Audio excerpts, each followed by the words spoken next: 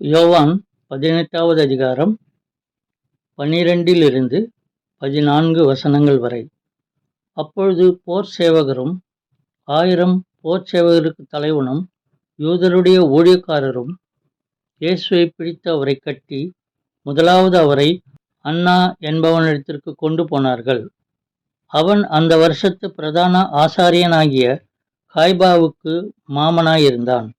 ஜனங்களுக்காக ஒரே மனுஷன் சாகிறது நலமாயிருக்கும் என்று யூதருக்கு ஆலோசனை சொன்னவன் இந்த காய்பாவே.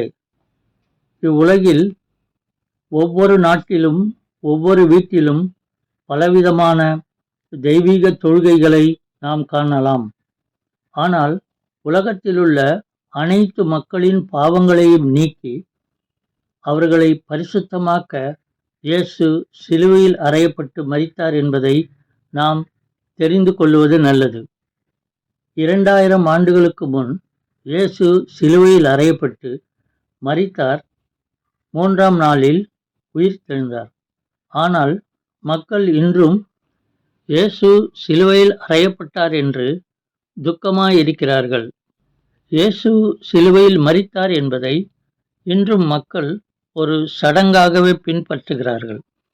ஆனால் அவர் எதற்காக சிலுவையில் அறையப்பட்டார் என்பதை சிந்திக்க அவர்களுக்கு மனமில்லை. மனம் திரும்பி தங்கள் சொந்த இரட்சகராக ஏற்றுக்கொள்ளவோ மக்களுக்கு விருப்பமில்லை.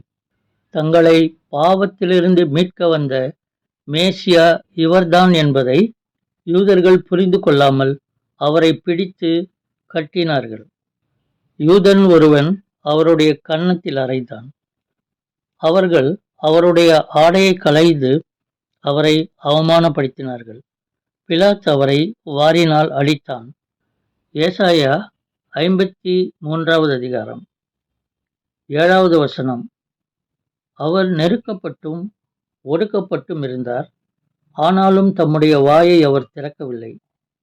அடிக்கப்படும்படி கொண்டு போகப்படுகிற ஒரு ஆட்டுக்குட்டியைப் போலவும் தன்னை மயிர் கத்தரிக்கிறவனுக்கு முன்பாக சத்தமிடாதிருக்கிற ஆட்டை போலவும் அவர் தம்முடைய வாயை திறவாதிருந்தார்.